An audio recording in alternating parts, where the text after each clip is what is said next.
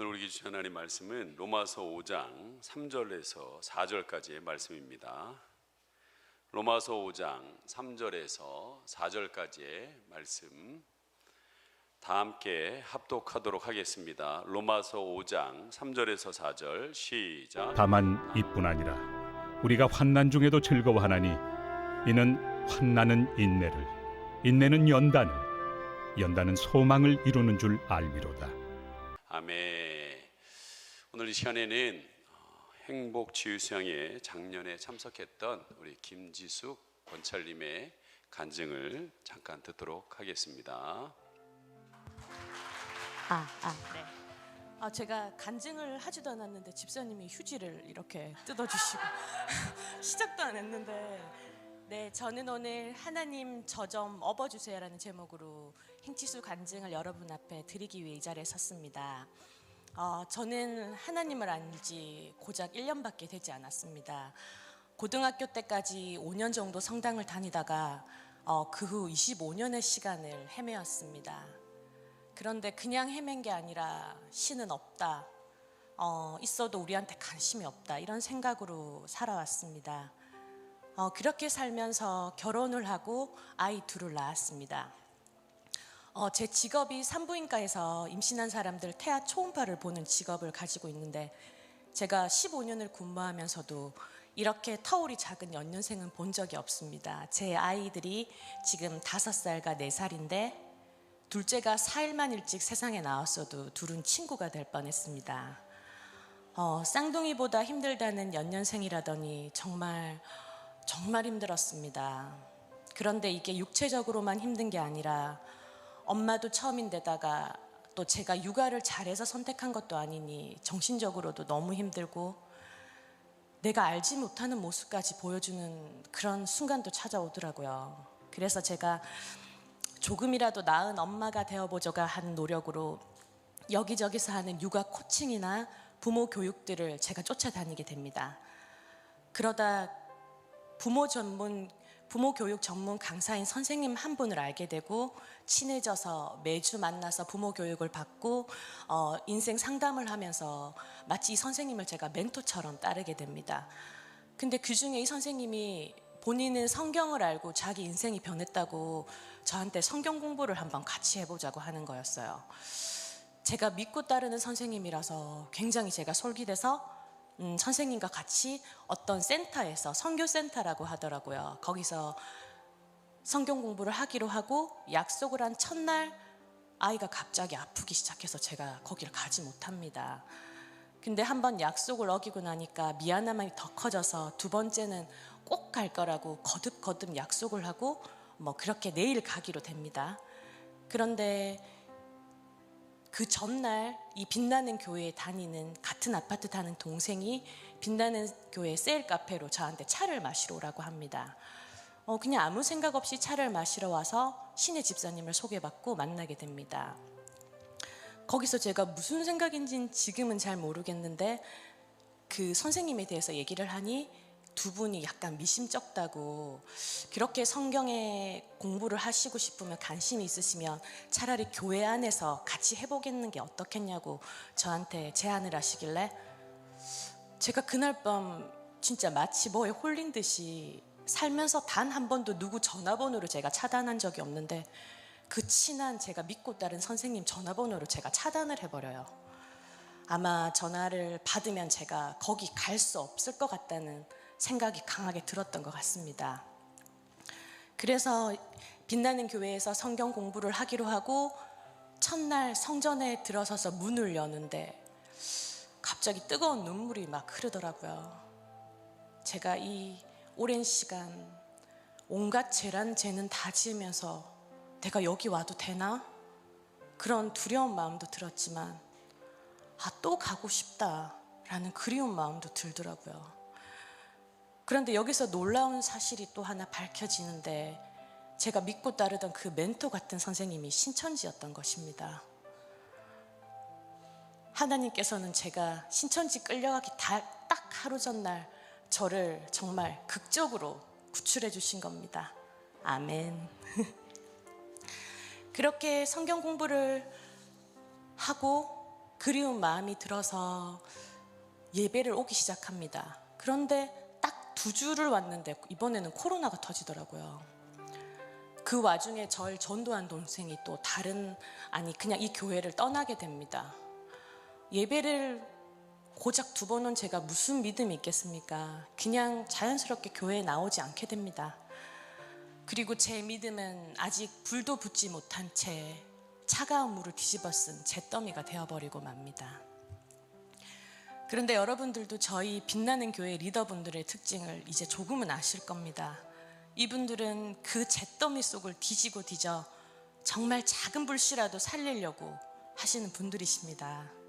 저에게 행복치유 수양회를 권하셨고 그때 수양회가 토요일이었는데 저는 토요일날 남편이 출근을 하기 때문에 어린 2아이를 맡길 곳도 없고, 그리고 코로나 때문에 이렇게 시끄러운 상황에 내가 왜 그런 무리를 해야 되나 싶어서 정말 단칼에 거절합니다. 그런데 역시 포기를 모르는 리더분들은 수양회 이틀 전에 또 저를 만나자고 하셨고, 제가 신혜 집사님을 만나러 가게 되고 그 장소가 지희 집사님 댁인 겁니다. 지금 생각하니 아마 2분의 협공작전이 아니었나 싶고요. 네. 그렇게 얘기를 나누다 보니까 행복치유 수양이라는 곳은 신앙과 믿음적인 부분도 있지만 거절 감정 치유라는 강의가 있다는 것을 듣게 됐고, 제가 부모 교육을 하면서 굉장히 관심 있어 하던 내면의 치유라는 단어만 다르지 같은 뜻의 그런 치유 프로그램이 있다는 것을 알게 됐습니다. 이 내면의 치유란 것이 사람에게는 모두 상처가 있고, 그 치유하지 않는 상처가 내 안에 어린 나로 그대로 남아 있어서 삶의 전반적인 영향을 미치고, 특히 육아나 인간관계에 이 내면의 치유가 꼭 필요하다는 것을 알게 돼서 제가 책도 보고 강연도 듣고 또 내면의 치료 연구소라는 곳에 3박 4일 프로그램에 80만 원을 주고 신청까지 해놓은 상태였습니다. 그런데 집사님들이 먼저 이거 거절감정 치유 강의를 한번 들어보는 게 어떻겠냐고 계속 설득하시고, 저도 1시간에 강의료도 안 되는 비용으로 그런 수업을 들을 수 있나? 이런 생각으로 정말 신앙적인 거 1도 없이 이기적인 마음으로 제가 행치수에 참여하게 됩니다. 그런데 행복치유 수양회가 시작되고 제 생각과는 너무 달랐습니다. 1강부터 제가 성격이 좀 사교적인 편이라서 친한 사람이 많고 오래 지낸 친구들도 많은데 아무한테도 털어놓은 적이 없는 제 안에 깊고 깊은 정말 시꺼먼 상처까지 제가 꺼내놓기 시작한 겁니다. 심지어 처음 보는 조원들 앞에서 제가 그 얘기를 하고 있고, 그때부터 서로를 위해 울어주고 나 자신을 위해서 울어주는 시간이었던 것 같습니다. 또 4강의 기도 시간에 목사님 사모님이 제 머리와 어깨에 손을 대시고 기도를 해주시는데 약간 진동 같은 떨림이 잘 모르지만 있더라고요. 그 뒤로 2분이 자리를 떠나시는데 저한테 갑자기 제가 생각 못한 뜨거운 눈물이 정말 왈칵 쏟아졌습니다. 그냥 눈물을 흘리는 게 아니라 지금 생각하면 꼭 5살 배기 제 딸아이가 엄마 앞에서 투정 부리고 앙탈지기면서 울듯이 제가 정말 으앙 이렇게 들어본 적도 없는 목소리로 제가 울어대기 시작했습니다. 그렇게 오랫동안을 목 놓아 울어댑니다. 그러다 갑자기 울음이 뚝 하고 끝이더니 슬프고 아팠던 마음은 어디 간지 모르겠고 갑자기 편안하고 따뜻한 마음이 들어서 그냥 그 자리에 가만히 쉬었습니다. 그때는 이런 느낌이었어요. 누군가 나한테 다가와서 제 안에 있는 어린 나한테 그동안 힘들었지, 얼마나 슬펐니, 잘 참아줬구나 하고 저를 토닥여 주니까 그 아이의 참고 참았던 눈물이 터진 것 같았습니다. 그 순간만큼은 내가 우는 게 아니라 제 안에 5살짜리 여자아이가 울고 있더라고요. 제가 만약 이 간증을 행치수 참여 후 바로 했다면 여러분께 말씀드리지 못할 사실이 하나 더 있습니다. 저는 이 어릴 적 상처 얘기만 하면 눈물이 먼저 터지기 시작해서 다른 사람에게 얘기를 안 하는 게 컸거든요. 그런데 행치수 이후로는 똑같은 상처 얘기를 해도 전 더 이상 울지 않습니다. 그냥 과거의 한때를 회상하듯이 아주 잘 얘기합니다. 여러분, 이게 무엇이겠습니까? 하나님이 그 시간을 통해 절 만지시고 절 치유해 주신 것이라고 저는 믿습니다. 아멘. 이것만으로도 전 정말 많은 은혜를 받았는데 놀라운 건 이것이 메인이 아닙니다. 저를 가장 많이 울게 하고 아직도 제 가슴을 너무나 아프게 하는 건 이강에서 보여주신 예수님이 십자가에 못 박히는 모습이셨습니다. 믿지 않을 때도 수십 번, 아니 수백 번을 들어왔었습니다. 예수님이 십자가에 못 박혔다는 말은. 그런데 그렇게 뼈가 보일 정도로 살점이 뜯어지신 것도 전 몰랐고, 주님 피로 우리 죄를 사하신다는 말도 들었지만 그렇게 머리부터 발끝까지 온몸의 모든 피를 다 쏟아내신지도 몰랐습니다. 예수님이 너무나 가엾고 또 가엾고 또 가여우셨습니다. 신을, 가장 위대한 신을 아버지로 두고 있는데 그 고통 속에서 날 구해주지 않고 아버지 어찌하여 저를 버리시나이까 하시며 버림받았다고 생각하며 돌아가신 것이 제 가슴이 찢어질 듯 고통스러웠습니다. 시간이 좀 지난 후 저는 또 한 번 크게 웁니다. 이번에는 하나님 아버지의 마음이 느껴졌습니다. 자식 둘을 키우는 엄마로서 내 피 같은 새끼, 내 생사를 떼어줘도 아깝지 않은 내 새끼, 내 목숨 같은 그 아이가 그렇게 끔찍한 고통 속에서 날 부르며 울부짖으며 죽어가는 걸 처음부터 다 보고 계셨을 텐데 어떤 말로 표현이 될까요? 그 마음이. 아버지는 그 고통, 그 아픈 마음을 어떻게 참으셨을까요? 저는 감히 신에게 제가 이런 감정이 들어도 되는지 모르겠지만 하나님이 너무나 불쌍했습니다. 불쌍해서 울고 부모의 마음으로 또 울었습니다. 그런데 이 두 분의 이 모든 고통이 우리의 죄, 내 죄 때문이라는 사실에 너무나 또 큰 충격이었습니다. 내가 뭐라도 해드리고 싶었습니다. 조금이라도 기쁘게 해드리고 싶었습니다. 그 마음이 지금 제가 여기 있는 이유인 것입니다. 1년이 지난 지금 또 한 번의 행치수를 눈앞에 두고 있습니다. 저의 가정엔 정말 버티기 힘든 고난이 있습니다. 제가 이번 행치수를 가는 건 이 버티기 힘든 이 상황에 아버지의 쏟아 부어주시는 그 은혜로 버틸 힘을 얻기 위해서 갑니다. 그리고 매번 쓰러질 듯한 이 상황에서 하나님 저 좀 업어주세요 하는 마음으로 갑니다. 여러분, 은혜는 하루라도 늦게 받으면 내 손해인 거 여러분도 아실 겁니다. 은혜를 주시기 위해, 아니 쏟아 부어주시기 위해 아버지가 모든 만발의 준비를 하고 계신 자리가 바로 행복치유 수양회인 것입니다. 여러분, 우리 인생에 좋은 날과 행복만 있으면 얼마나 좋을까요? 그러나 반드시 아픔과 고난이 있습니다.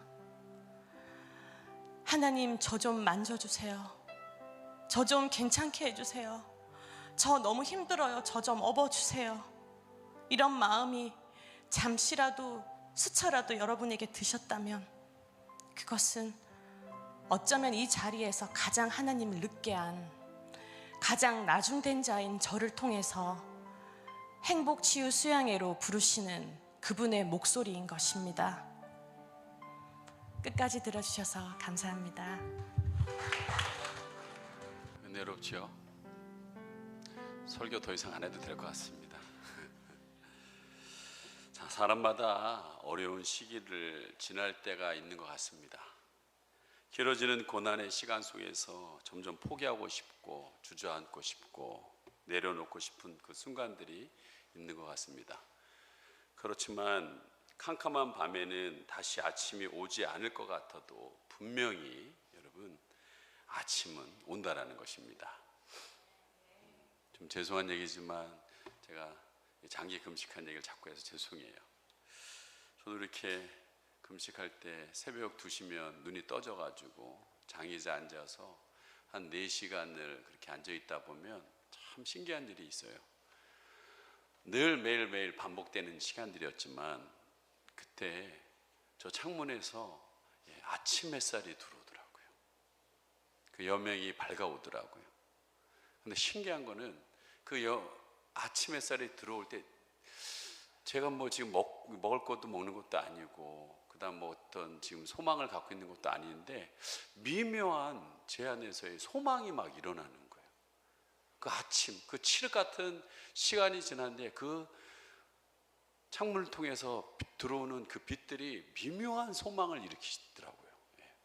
여러분 또 이곳은 2, 3도 정도 춥습니다. 이 지역이요. 그래서 공기가 맑은 겁니다. 그런데 목양실에 있으면 도저히 겨울이 안 올 것 같은 그런 추위가 올 때가 많아요. 근데 참 신기한 거는 또 이렇게 봄이 온다는 거예요. 여러분 요즘 이 텃밭에 왜 상추 따가라니까 안 따가세요? 여러분 따가세요. 상추, 오이, 열무, 가지, 옥수수가 자라는 것을 보면서 저는요 생명의 기운을 좀 느낍니다. 이 생명의 위대한 심이 하나님의 형상으로 지음받은 우리에게도 있다는 거예요. 아까 말씀드렸던 것처럼 이 소망의 아침이 오듯이 이 소망의 위대한 심이 하나님의 형상으로 지음받은 우리에게도 여러분 있다는 것입니다. 오늘 말씀에 기록된 대로 그 위대한 심이 여러분의 지금 어떠한 인내하고 있는 또 환난 가운데 있는 연단 가운데 있는 그 가운데서도 반드시 소망의 아침은 오게 한다는 것입니다. 여러분 그렇게 살아가시는 한 분의 간증을 더 소개하고자 합니다. 저는 고색동 아파트로 이사 온 지 6개월이 지난 후 딸아이가 갑작스러운 학교 등교 거부로 많이 힘든 시간을 보냈습니다. 남편과는 매일매일 싸우며 미워하며 저주하며 사는 것이 지옥이었고 딸아이의 사춘기로 인해 감정 기복이 심하게 되면서 저는 매일매일 무너졌던 시간들이었습니다. 성령님이 동선 셀교회로 가라는 마음을 주셨지만 대한아파트 상가 지하에 있는 개척교회라는 이유로 성령님께서 주시는 마음을 계속적으로 거부하였습니다. 어느 날 딸아이가 엄마 교회 가봤어? 라는 그 말을 저는 글쎄 한번 가보고 말해줄게. 그 말을 한 후 동선셀교회에 출석하게 되었습니다. 새벽 설교 말씀으로 하나님은 저를 깨닫게 해주셨습니다. 사사기에 그때에는 이스라엘의 왕이 없으므로 사람마다 자기 소견에 옳은 대로 행하였더라 라는 말씀을 듣고 하나님을 믿고 기도한다는 사람이 하나님의 말씀을 무시하고 내 마음대로 살았던 죄를 깨닫게 되고 그 자리에서 무릎을 꿇고 잘못했다고 통곡하며 울었습니다. 꿈에 그린 아파트 앞으로 성전 이전 후 새벽 예배를 드리기 위해서 고색동에서 40분을 걸어갈 때 그 시간을 허비하는 것 같아서 찬양을 들으면서 기도하며 걸어갔습니다. 그때 예수님을 십자가에 못을 박히는 모습 속에 제가 주님의 손에 발에 못을 박고 있는 모습을 보여주셨습니다. 그때 길에서 한없이 울면서 주님 죄송하다고 내 죄가 주님을 십자가에서 죽게 만들어서 죄송하다고 걸어가면서 하염없이 울었습니다. 10주년을 맞이하면서 동선 셀교회에서 빛나는 교회로 교회명을 바꾸고 1만 시간 기도를 하며 하나님과 깊이 있는 만남을 가지게 되었습니다. 이번 고난 주간 동안에는 저의 죄를 깊이 있게 자세하게 주님께서 보여주셨고 알게 하셨습니다. 결혼 초부터 저를 너무 힘들게 했던 남편을 너무 미워했고 마음속으로 여러 번 살인하며 나가서 죽으라는 말도 서슴지 않았습니다.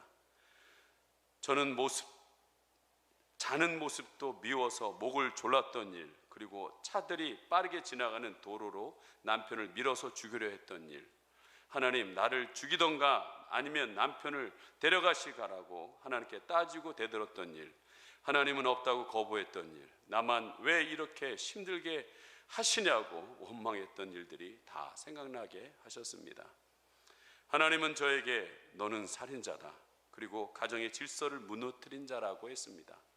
그래서 저 때문에 저의 가정에 평화가 깨졌고 연단을 주었고 남편도 마음을 잡지 못해서 방황하게 만들었고 딸아이도 우울증과 정서적으로 불안하게 만든 것이 바로 저였음을 깨닫게 하였습니다. 목사님께서 말씀하셨던 죄가 저의 뼈와 살이 되어 있었던 것입니다.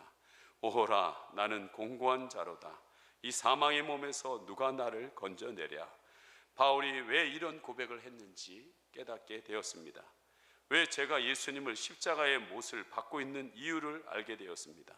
제가 바리새인이요 가론 유대이며 예수님을 배반한 제자들이며 본디오 빌라도이며 십자가의 못을 박으라는 이스라엘 백성들과 똑같은 죄인임을 깨닫게 하셨습니다.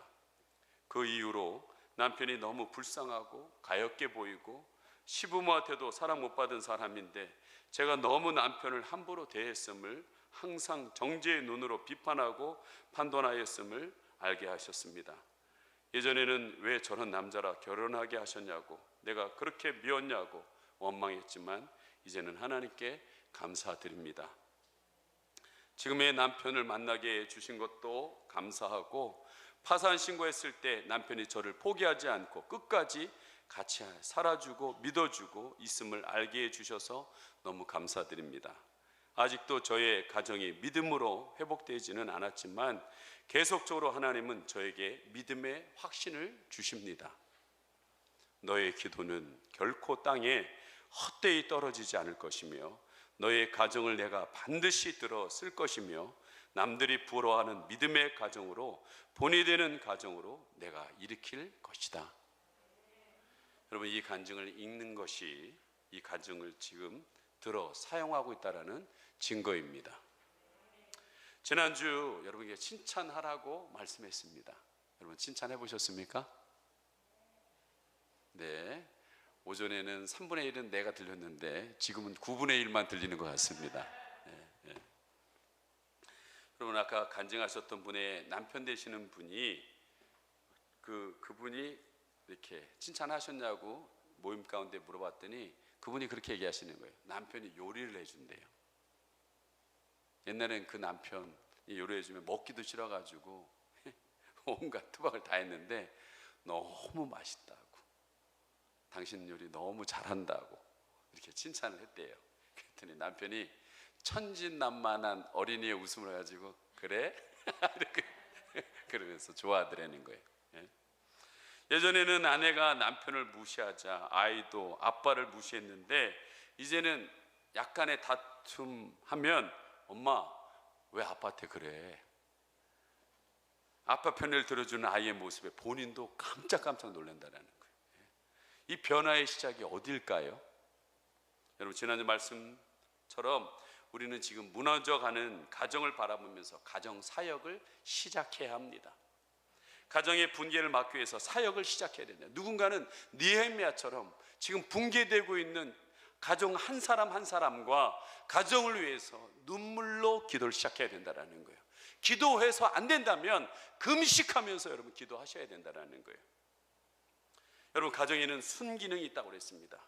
역기능 가정이 있다고 말씀드렸습니다. 어떻게든지 역기능 가정이 순기능이 되도록 여러분 사역을 시작해야 된다는 거예요. 회개가 잘못해서 잘못된 길을 갔다면 여러분 돌아오는 것, 돌이키는 것이 회개라고 분명히 말씀드렸습니다. 하나님은 여러분 가정이 순기능이 되기를 원하고 있습니다. 피도 여러분 흘러야 사는 것처럼 이 피가 역으로 흐르면 큰일 납니다. 여러분 오늘 하나님은 여러분 가정을 향해 이렇게 원하십니다. 데살로니가전서 5장 23절 같이 읽어봅니다. 시작. 평강의 하나님이 친히 너희를 온전히 거룩하게 하시고 또 너희의 온 영과 혼과 몸이 우리 주 예수 그리스도께서 강림하실 때 흠없게 보존되기를 원하노라. 여러분, 평강의 하나님이 뭘 원한다고 그랬어요? 예수님이 다시 오실 때 여러분 개인이나 가정마다 영적인 기능이나 혼적인 기능이나 육체적인 기능이나 흠없게 보존되기를 원하고 계신다는 거예요. 여러분, 가정의 모든 기능이 역으로 흐르면 안 돼요. 아까도 했지만 피는 제대로 흘러야 됩니다. 가정이 순기능으로 흘러야 된다는 거예요. 여러분, 가정의 위기는 이 주 기능에 대해서 너무 무관심하고 오해하고 있는데 문제가 있습니다. 여러분, 이 모든 회복이 가정에서 애정으로부터 시작된다고 그랬어요. 그 애정이 흘러야 된다고요. 수단이 돼서 흘러야 된다는 거예요. 뭘로 흐른다고요? 커뮤니케이션. 곧 인간이 말을 통해서, 문자를 통해서, 여러분의 눈빛을 통해서, 터치하는 그 터치를 통해서, 모든 것을 통해서 여러분 사랑이 흘러가야 된다는 거예요. 곧 의사가 전달되고 의사가 소통이 돼야 된다는 거예요. 여러분, 커뮤니케이션에는 비언어적인 커뮤니케이션과 언어적 커뮤니케이션이 있다고 했습니다. 이 비언어적 커뮤니케이션을 제가 얘기를 들었죠. 따뜻한 밥에서 모락모락 김이 오르듯이 여러분 집안에 훈훈한 기운이 있는 가정이 있습니다. 그와 반대로 찬밥처럼 냉기가 흐르는 여러분 가정이 있습니다. 사람은 여러분 따뜻한 가정에 애정의 김을 먹고 살아갑니다.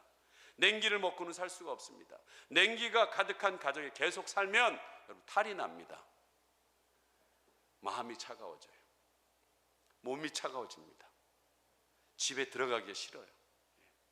여러분, 제가 요즘 가정 사역에 대한 관심이 있어서 이렇게 유튜브를 보는데 어느 중년 여성이 그러더라고요. 우리 집은 행복하다고. 그래서 그 행복의 이유를 이렇게 설명해 주더라고요. 그래서 뭔가 하고 제가 봤는데 그분이 그러시더라고요. 자기 중년의 이 부부는 일어나면 먼저 일어나는 사람이, 만약에 아내가 먼저 일어났다. 그러면 앉아 일어나서 남편의 다리를 주무르면서 사랑한다고. 당신이 이 다리로 오늘 하루 힘차게 걸어가라고. 그거를 3분 하는 게 아니라요 30초 한대요. 딱 30초. 제가 볼 때 한 3번 만지면 끝날 것 같아요. 그러면 저녁에 온 그날 아침에 받았던 그 사람, 그러니까 남편이 여러분 아내에게 들어와서 어깨를 줄면서 얼마나 힘들었어. 당신 이 어깨가 우리 가정의 큰 버팀목인 거 알지?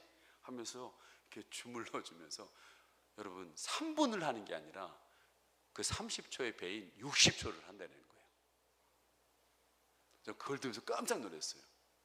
이야, 많은 게 필요 없는 거구나. 30초, 60초에 그 가정의 행복이 넘친다는 거예요.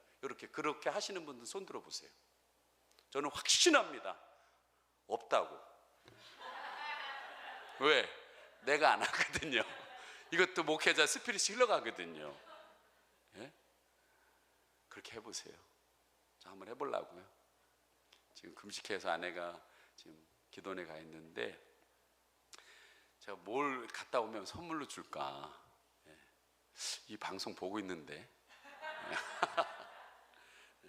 내 안방에 이게 있는데 그 뒤에 있잖아요. 테라스. 이 테라스에다가 저희 아내는 원래는 미대를 가려고 했었습니다. 이렇게 준비를 했는데 그만 아버님이 사업이 망하셔가지고 모든 꿈을 다 접고 가정의 생계를 이렇게 책임졌어요. 그러니 그 마음이 얼마나 한이 되겠어요. 그래서 제가 그 테라스에다가 지금 안에 간디서 또 계속 하고 있는 게 있어요. 작은 화방을 만들려고요. 죽는 줄 알았어요. 그 물감 찾아내고 다 찾아 정리 다 했어요. 그래서 그 지금 이렇게 산이 보이는데 그렇게 그리다 보면 우리 아내가 좀 순해질 것 같아요. 그 산 보고 이렇게 그리다 보면 좀 순해질 것 같아요. 예, 믿습니다. 주님 믿습니다. 예, 주님 믿어요. 예. 자, 여러분 두 번째는 언어적 커뮤니케이션이에요. 예. 가장 중요한 애정 수단이 바로 여러분 따라해 보세요. 칭찬, 예, 격려, 축복. 예, 옆에 분한테 한번 다시 얘기해 보세요. 칭찬, 격려, 축복. 축복합니다. 예, 예. 여러분, 우리가 사용하는 언어 중에 가장 효과적인 애정 수단이 칭찬이라고 그랬습니다. 칭찬은 많은 돈이 들어가지 않아요. 예. 뭐 애씀이 필요 없어요. 그냥 주의 깊게 보고 있다가 그 사람의 장점 그 하나를 봤다가 당신은 밥 잘해. 당신은 청소 잘해. 당신은 마음이 넓어. 그냥 주의 깊게만 보시면 돼요. 주의 깊게만 보시면 뭔가 하나는 칭찬할 게 분명히 있습니다. 근데 주의 깊게 보지 않으면 입 바른 소리가 되는 거죠. 본 것, 느꼈던 것을 정확하게 얘기해 주면 그 사람은 감동받습니다. 그리고 기적이 일어나는 거예요. 여러분, 칭찬하기 어렵습니까?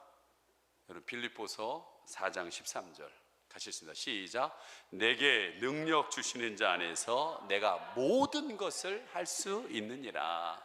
칭찬이 안 되면 주님 제게 능력을 주십시오. 칭찬할 거를 볼 수 있는 눈을 열어주세요. 그리고 그것을 말할 수 있는 힘을 주세요. 그래서 내게 능력 주시는 자에서 내가 칭찬하게 해주세요. 여러분, 기도는 어려운 게 아닙니다. 말씀은 어려운 게 아닙니다. 여러분, 삶에 그대로 적용하시면 됩니다. 그럼 여러분, 그 안에 회복이 일어나기 시작합니다. 자, 여러분, 예수 그리스도 안에서 우리는 회복될 수 있습니다. 사랑은 주는 사람도 중요하지만 뭐라고 했어요?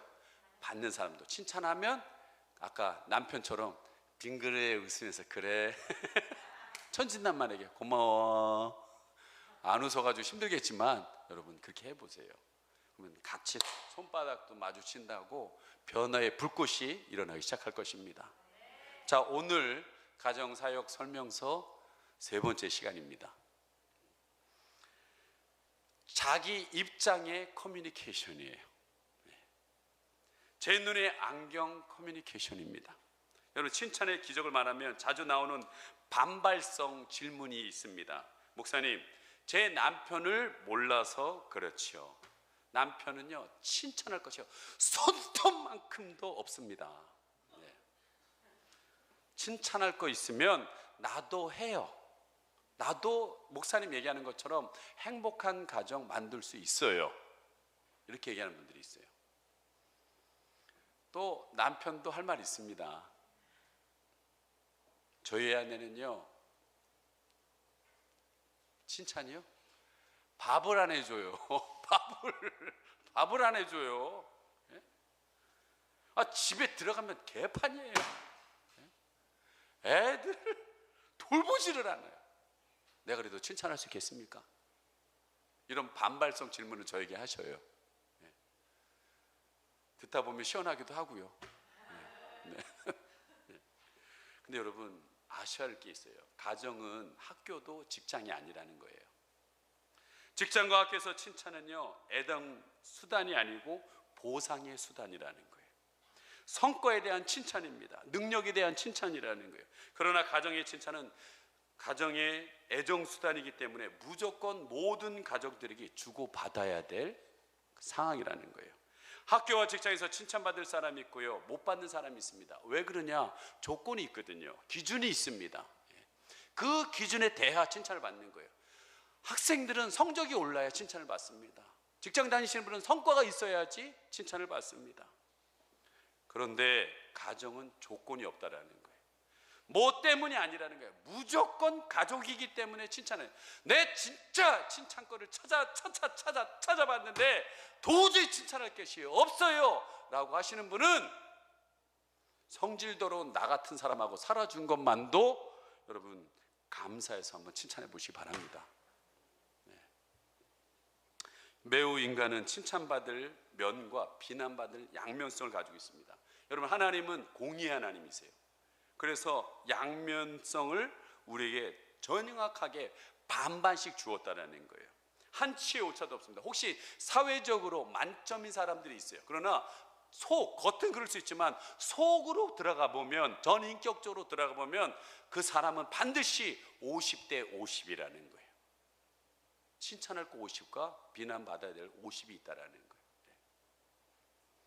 여러분 구약을 대표해서 얘기해 드리겠습니다. 아브라함, 신약의 대표 베드로라고 얘기해 드릴게요. 자, 여러분 아브라함 누굽니까?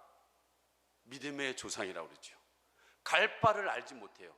어디로 가야 될지 모르는데 하나님 말씀을 믿고서 여러분 가나안을 향하여서 그는 떠납니다. 모든 재산을 정해. 그것도 가족, 친척, 아비 집을 떠나서 가는 위대한 믿음을 보입니다. 갔어요. 갔는데 가뭄이 있고 힘드니까 그 사람이 어떻게 했어요? 자기 아내를 2번이나 자기 누이라고 속이면서 자기 살라고 부인을 팔아버리는, 내버려버리는 이런 믿음 없는 행동을 여러분 해봅니다. 이게 아브라함의 양면성이에요. 여러분 베드로는 어떻습니까? 너희들 사람들이 날 뭐라 그러냐? 막 얘기하니까 베드로가 주는 그리스도시요 살아계신 하나님의 아들이십니다. 핵심을 확 찍었어요. 그때 예수님이 너무 좋아서 바요나 시모나 이건 네가 한 게 아니라 하나님이 너에게 알려주신 거야 라고 엄청나게 기뻐하셨어요. 그러면서 예수님이 이제는 내가 인류의 모든 죄를 담당해서 너희들 위해서 십자가에서 죽음의 길을 가야 된다고 했더니 그럴 수 없습니다. 안 돼요. 죽을 수 없습니다. 왜? 자기가 위치 쌓아놓은 게 있거든요. 안 됩니다. 그래서 예수님이 사단아 물러가라. 사단아 물러가라. 그럼 갑자기 칭찬했다가 확 떨어지는 일이 벌어졌어요. 이게 인간의 양면성이라는 거예요. 지금도 여러분 설교하는 저에게도 양면성이 있습니다. 이 자리에 앉아있는 여러분에게도 분명한 그 양면성이 있다라는 것입니다. 그런데요 여러분 아까도 얘기했처럼 사람이라는 것은요 글을 잘 쓰면 말이 어눌할 수가 있습니다.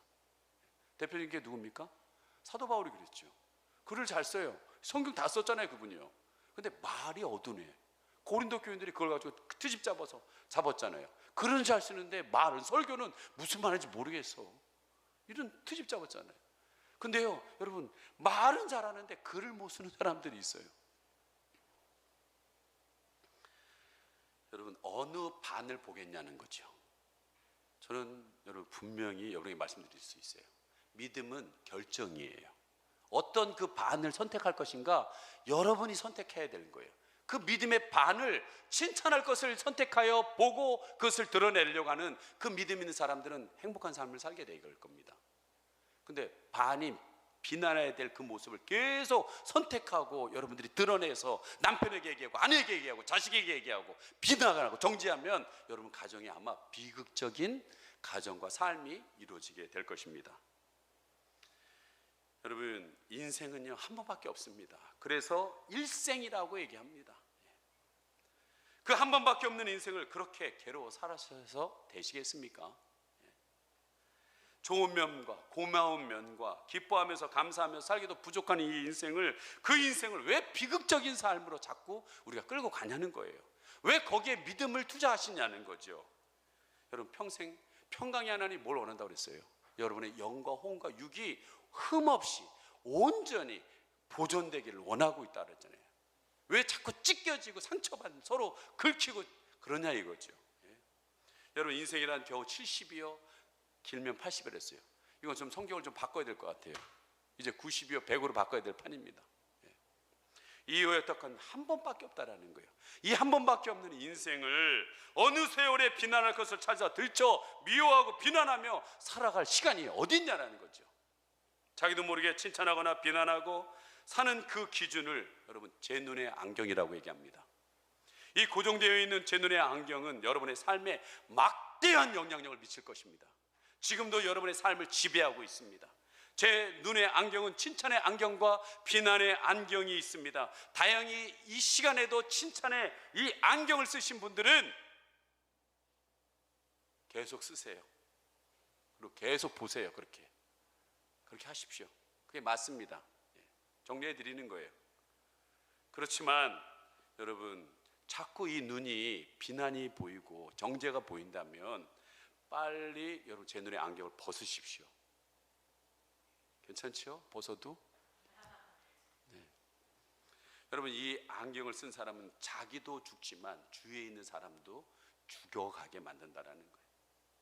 여기서 문제는 칭찬의 안경을 사용하려고 노력은 해봤지만 그것이 노력만큼 쉽지 않다라는 거예요. 자기도 모르게 살과 뼈가 된 이 가치관, 이 안경이 엉결결에, 무심결에, 무의식적으로 비난하고 정죄하고 여러분 율법으로 여러분 하고 있다라는 거예요. 그래서 제22차 행복세유 수양회를 오시라는 거예요. 예? 별로 감동이 없나 보시네요. 예.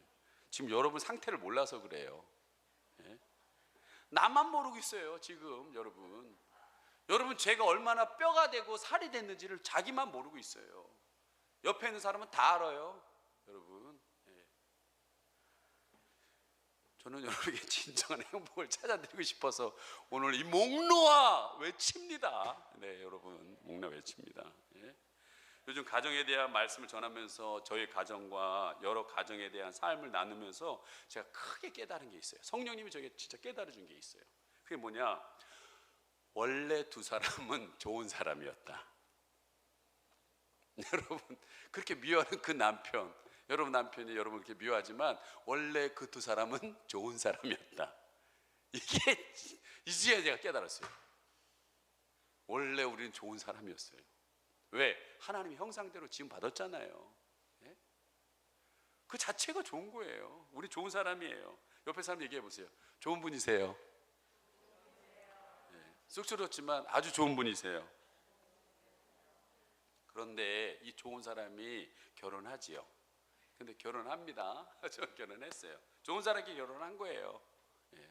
결혼했는데 특별히 결혼 신혼초에 이 30년을 다르게 살아왔던 사람이 만난 거잖아요.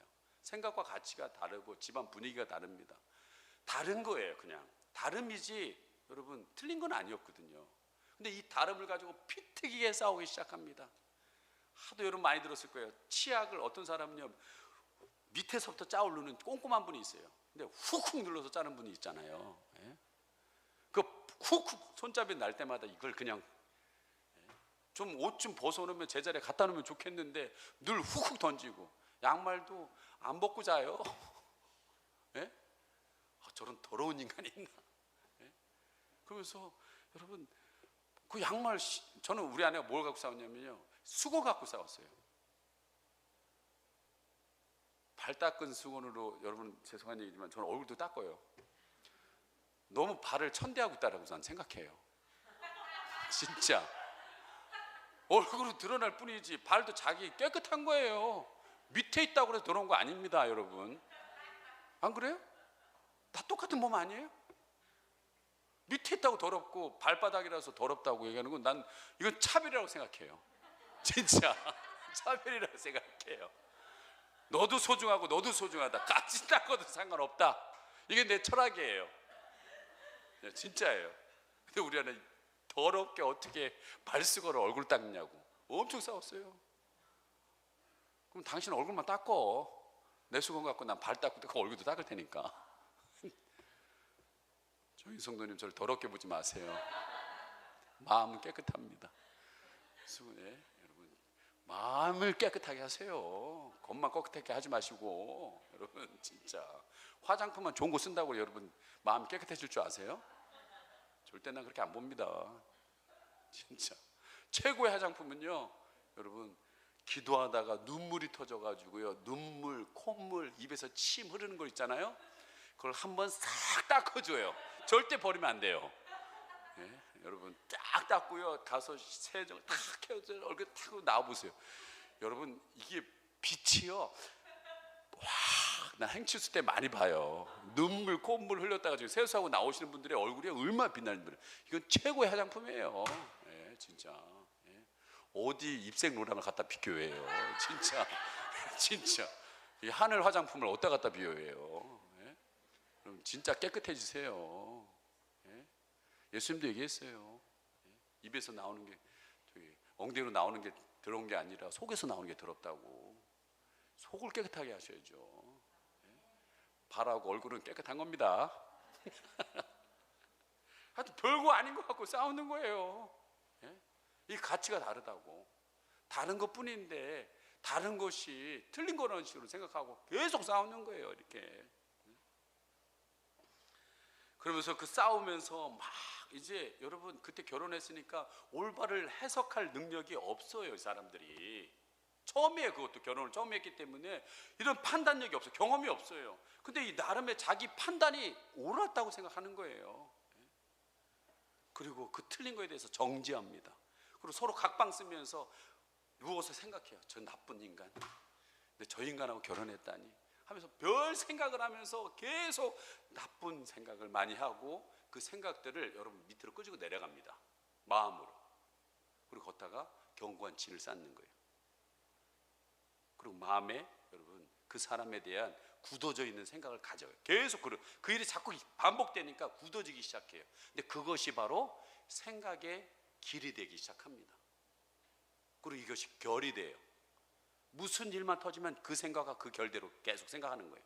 이게 결정적인 문제구나라는 사실을 이번 성령님께서 가르쳐 주셨어요. 여러분들 모르는 사이, 여러분 늘 그렇게 생각했기 때문에, 늘 그렇게 결대로 지나다녔 맨날 그렇게 생각했기 때문에 나도 모르는 사이 그게 길이 되고 결이 돼가지고 부부 관계가 계속 그렇게 그 일만 터지면 계속 싸우는 거예요. 시어머니만 오면 싸우고, 장인 장모만 얘기하면 싸우고, 그 생각의 결이 변하지 않으니까 둘 다 계속 충돌이 계속 일어나는 거예요. 근데 몰라요. 계속 그러고 있었으니까 해결이 안 돼요. 그 굳어진 안경으로 남편을 바라보고 아내를 바라보고 시댁을 바라보고 처가를 바라보니 서로 미워하고 싸울 수밖에 있나요? 예? 여러분 또한 아까 내가 살아온 과거는요 내 지금 현재의 열매입니다. 이건 뭐라고 할 수 없어요. 지금 여러분이 불행합니까? 여러분 살아온 열매예요. 어떻게 할 수가 없습니다. 예. 이제는 바꿔야죠. 근데 아까 우리 김지수 권찰 얘기했던 것처럼 자라나오면서 그 성장 과정 속에 형성된 내면의 아이, 몸은 컸는데 속은 아이로 남아있는, 저도 우리 아버지를 위해서 기도했어요. 왜 우리 아버지는 이렇게 술 먹고 술 드시고 저렇게 폭력을 가하실까라고 간절히 기도하니까 성 안에 갇혀있는 한 아이를 보여주셨어요. 그게 가서 보니까 우리 아버지더라고요. 자라나올 때 어머니를 일찍 여린 그 상처들, 자라나면서 그 자동차 정비 배우면서 남들은 공부해야 될 시간에 그 몽키로 머리를 맞는 거예요. 못 외웠다고, 똑바로 못한다고. 그럼 폭력에 자기도 당한 거죠. 그 내면의 아이가 여러분 자라나도 그것이 폭발해 나와버리는 거예요. 그 사건만 터지면 터져 나오는 거예요. 술만 드시면 터져 나오는 거예요. 여러분, 그런데 예수 그리스도 안에서 여러분이 진정 자신을 본다면 저는 두 가지를 분명히 볼 수 있다고 믿습니다. 그 첫째는 뭐냐? 내가 얼마나 죄인이라는 사실. 오늘 고백됐던 것처럼. 그런데 많은 분들은 그것만 봐요. 아니에요. 또 보셔야 될 게 있어요. 그게 뭐냐? 내가 얼마나 위대한 사람이라는 사실. 여러분만 몰라요. 여러분이 얼마나 위대한 사람이라는 걸 몰라요. 여러분 제 눈의 안경인 가치관이 변화되어야만 행복한 자신과 가정을 새롭게 만들 수 있습니다. 이제 진정한 가정 사역이 되는 겁니다. 자신은 지금 병들어 있는데 아무런 힘이 없는데 제대로 된 가정 사역을 여러분 할 수 있겠습니까? 여러분부터 새로워져야 됩니다. 그래서 나를 만드신 하나님을 대면하셔야 된다는 거예요. 그리고 내가 잘못된 안경을 쓰고 있었구나, 이것을 벗게 될 것이고 이제 그 안경을 벗고 새로운 안경을 여러분들이 쓰셔야 된다는 거예요. 여러분 행복치유생에 올 수 없으시다면 아까 제가 간증했던 분처럼 새벽 3시에 와서 대면하세요. 그럼 그 자신이 변화된다는 거예요. 근데 난 새벽 3시에 일어날 자신이 없다. 그럼 시간 될 때 오세요. 항상 문이 열려 있습니다. 껌껌해요. 그리고 하나님은 사랑이시라는 글씨만 비춰집니다. 그래서 여러분 하나님을 대면하십시오. 그리고 여러분의 진짜 모습을 여러분 발견하십시오. 그래야 진짜 여러분의 행복이 시작된다는 거예요. 결론입니다. 전교인 카톡방에도 올렸지만 현재 아주대학교에서 식물인간 판정을 받고 큰따님 집에서 현재 돌봄받고 있는 정기득 성도님을 제가 이번 주 큰따님이 집인 군포에 찾아갔어요. 사람을 아직 알아보지 못하는 상태입니다. 근데 신기하게요, 저를 보는데 알아봐요. 놀랬습니다. 그리고 그 따님하고 유튜브 나 같은 죄인 음악 틀어놓고요, 같이 부르는데요, 눈물을 흘리기 시작하더라고요. 그래서 제가 그때 놀랐어요. 아, 사람이 식물인간이 돼도 영은 살아있구나. 영은 살아있구나라는 걸 제 눈으로 직접 본 거예요. 예? 이분은 처음 개척하고 3년이 지난 2014년 봄에, 그때도 몸이 불편한, 목이 이렇게 휘어져 있는 상태에서 우리 교회를 처음 오셨어요. 힘들게 계단을 밟고 내려오시는 모습이 좀 마음에 짠했습니다. 이분은 우리 교회 기도 많이 하셨던 허기춘 전 권사님이 전도하신 분인데, 몇 개월간 남편이 모셔다 주면서 함께 예배를 드리는 것을 좋아하셨어요. 근데 본인 몸도 안 좋고 남편도 몸이 안 좋은 아내를 이렇게 지하까지 모셔다 드리니까 힘들고 또 귀찮으셨는지 그 일을 안 하시더라고요. 그래서 저희 교회에서 차 보내서 모셔오겠다니까 신세지는 건 싫대요. 그렇게 2014년 지나고 2015년부터 저희 교회를 못 나오셨어요. 그래서 제가 권사님하고 같이 그 집을 신방을 갔습니다. 그랬더니 그분이 지금까지 살아온 이야기를 이렇게 해주시더라고요. 34살에 몸이 안 좋아서 수술을 했는데 의사가 수술을 잘못해서 목뼈를 잘못 건드려 이렇게 됐다라고 말씀해 주시더라고요. 그러면서 35년 동안 누워 계셨다라는 거예요. 네. 딸 둘, 아들 하나가 초등학교 3학년 때 이 일이 일어난 거예요. 안 좋은 몸으로 두 딸을 시집 보내고 아들도 좋은 며느리 어려서 지금 손자까지 해서 12명의 가족 공동체가 됐습니다. 지금 행복하게 되셨어요. 그 불편한 몸으로 집도 마련하셨어요. 놀랍지요? 근데 남편 되시는 분이 실수해서 집 날라갔어요. 그래서 오목청 임대 아파트에 지금 살고 계십니다. 근데 입에서 원망과 불평을 전 한 번도 들어본 적이 없어요. 그분이 하시는 얘기가 그거예요. 아유 목사님, 저는 감사해요. 이렇게 사는 것만도 감사해요. 저는 지금 죽어도 여한이 없어요. 아이들이 클 때까지만 살게 해달라고 했는데 응답해 주셨어요. 아이들이 결혼할 때까지만 살려달라고 했는데 다 이렇게 결혼해서 잘 됐어요. 지금 크고 작은 문제들은 있지만 잘 살고 있어요. 제가 더 이상 무엇을 바랄 수 있겠어요? 저는 매일 감사해요. 지금 한 가지 소원이 있다면 천국 가는 거예요. 그래서 제가 처음에는 일주일에 한 번씩 찾아가다가 제가 좀 바빠져서 한 달에 한 번씩 찾아가서 그분하고 대화도 하고 찬양도 하고 말씀도 해주고 그때그때 이렇게 다르게 했었습니다. 근데 늘 가서 하는 일이 뭐냐, 이분에게 늘 묻는 게 있어요. 예수님 지금 어디 계십니까? 제 마음에 있다라는 거예요. 천국에 갈 확신 있으십니까?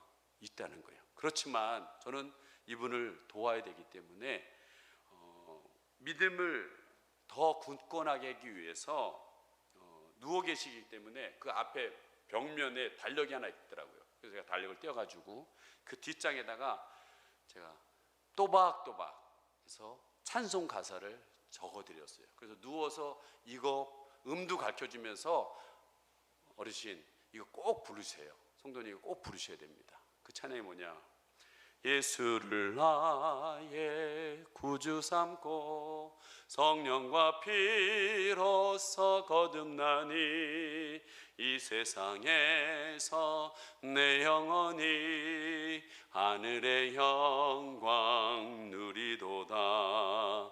이것이 나의 간증이요 이것이 나의 찬송일세. 나 사는 동안 끊임없이 구주를 찬송하리로다.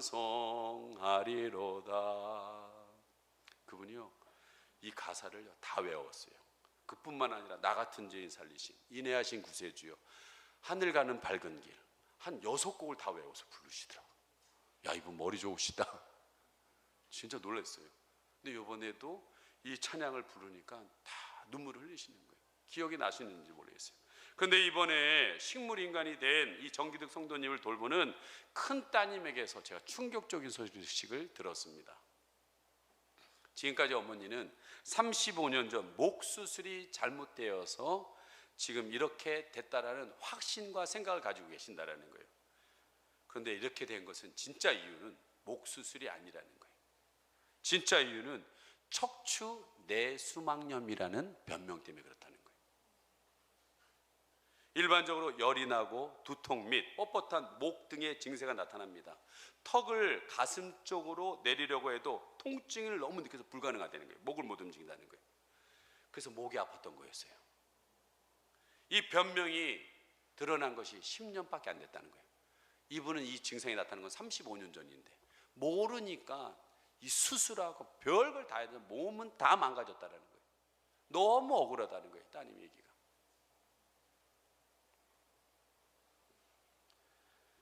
35년을 여러분 힘들게 살아오신 거예요. 저는요, 이 얘기를 듣는 순간 여러분에게 말씀드리고 싶은 게 있어요. 여러분의 이 영적인 변명을 정확하게 모르시면 35년이 고통스러운 거예요. 여러분의 정신적인 문제가 어디에 있는지를 모르시면 30년, 5년 동안 고통을 당하는 거예요. 여러분의 육체적인 문제가 무엇인지를 모른다면 35년 동안 이 증세에 시달리게 되어 있다는 거예요. 여러분, 저는 여러분의 문제가 무엇인지를 정확하게 알기를 소망합니다. 그 문제를 해결하고 나의 색안경을 벗고 여러분의 가정 회복을 위해서 오늘 말씀처럼 다만 이뿐만 아니라 우리가 환난 중에도 즐거워하나니 이는 환난은 인내를, 인내는 연단을, 연단은 소망을 이루는 줄 알미니라 라고 했어요. 저는요, 오늘 아침에 오는데요, 낙엽이 교회 앞에 있더라고요. 그래서 제가 주워서 저기 거름더미 있는 데다가 버렸어요. 깜짝 놀랐습니다. 루시 권사님이 파 뿌리라든지 파 껍질이라든지 거기 거름에다 버렸어요. 근데 거기서 파릇파릇한 파 4송이가 올라와 있더라고요. 야, 이 생명의 위대함. 여러분, 그 거름더미 같은 그곳에서 씨앗은요, 인내하면서 버팀으로 인하여서 여러분 생명의 여러분 일궈내는 것을 보게 됩니다. 여러분 가정이 지금 힘들고 어려울 수 있습니다. 그렇지만 인내하세요. 반드시 인내하다 보면 아까 간증했던 분처럼 좋은 날, 소망의 아침이 올 것이라고 믿습니다. 이 시간 함께 우리 찬양하시고 기도하겠습니다.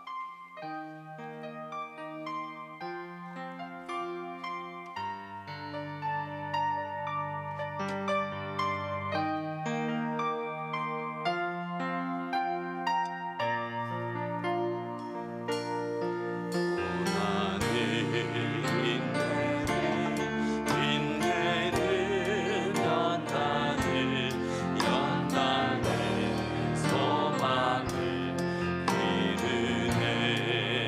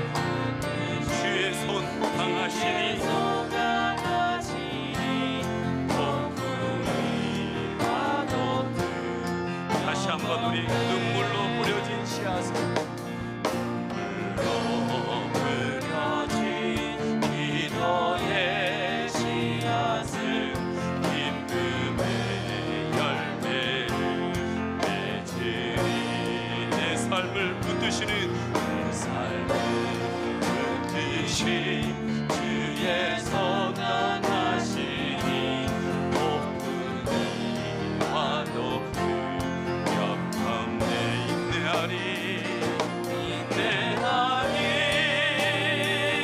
인내하리 인내하리 인내하리 소망의 아침에 반드시 오노리니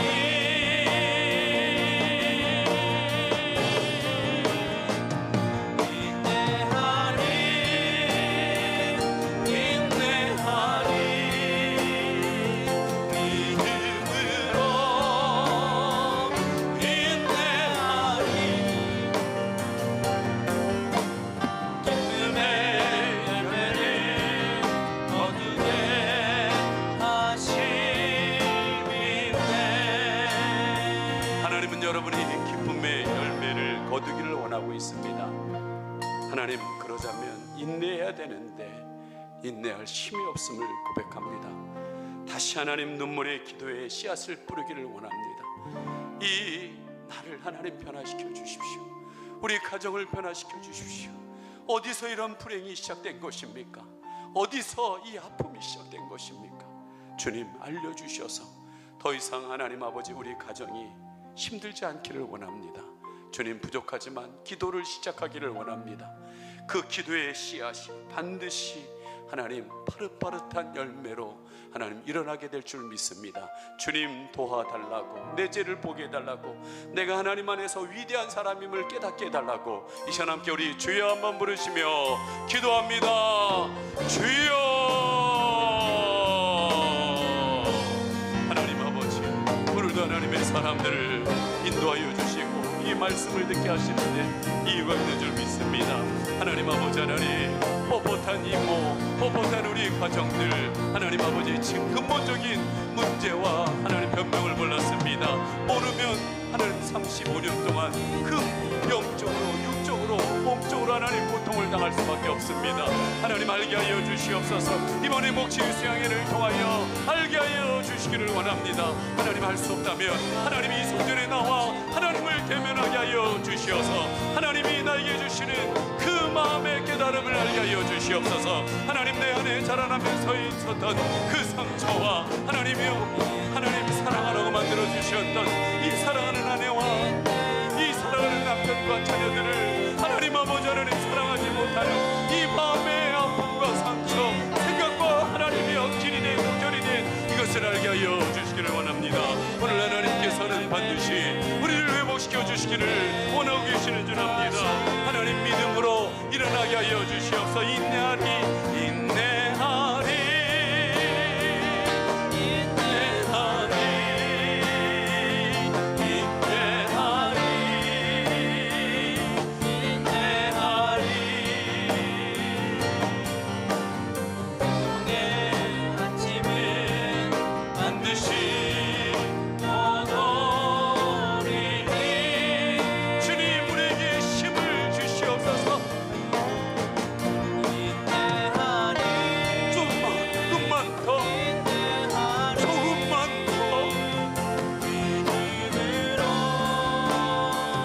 인내하리 하나님께서 믿음의 열매를 거두게 하심이네.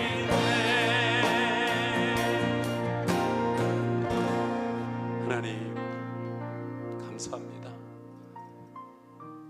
반드시 하나님께서는 우리에게 기쁨의 열매를 맺게 하실 줄 믿습니다.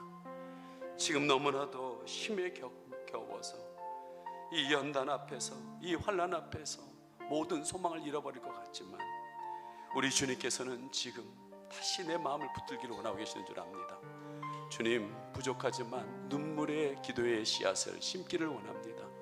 무너져가는 하나님 우리 가족들 한 사람 한 사람을 위해, 무너져가는 우리의 가정을 위해 교회와 하나님 아버지 내 눈에 보이는 무너지는 것들을 보고 비난할 것이 아니라 정죄할 것이 아니라 기도를 시작하기를 원합니다. 주님 눈을 열어주셔서 어디에서 이 문제가 시작됐는지를 알려주시고 해결할 수 있도록 도와주시옵소서. 그리하여서 하나님께서 원하시는 그 기쁨의 회복이 일어날 수 있도록 축복하여 주시옵소서. 오늘도 드려지는 예물 하나님 받으셔서 그렇게 사람을 살리고 가정을 살리고 교회를 살리고 지역을 살리는데 하나님 나라 확장하는데 이 귀한 예물이 사용되게 하여 주시옵소서. 감사드리며 예수님의 이름 받도록 기도드리옵나이다. 아멘. 지금은 우리 주 예수 그리스도의 은혜와 하나님의 그 크신 사랑과 내주하시는 성령의 교통하심이 그 어떠한 거듭더미에서도 하나님의 손을 붙잡고 인내하며 소망을 이루기를 원하는 귀한 성도님들 머리머리 위에 지금으로부터 영원히 함께 있을지어다.